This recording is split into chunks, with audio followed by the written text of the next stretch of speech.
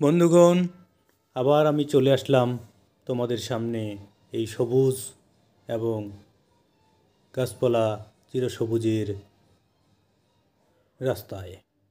রাস্তার দুপাশে দেখতে পাচ্ছি অনেক সবুজ গাছ, কিন্তু আমাদের অনেক জায়গায় সবুজের ঘাটতি রয়েছে। সবুজের ঘাটতি থাকার কারণে এবছর যেমন অনাবৃষ্টি হলো এবং ভবিষ্যতে দিনে দিনে অনাবৃষ্টির হার বেড়ে যাবে। রাস্তার দুপাশে বা ফসলি আবাদ যেগুলো আমরা দেখতে পাচ্ছিলাম সেগুলো ধীরে ধীরে ক্ষয় হয়ে যাবে। আমরা আবাদ না করার কারণে আমাদের অনেক খাদ্য ঘাটতি দেখা দিবে।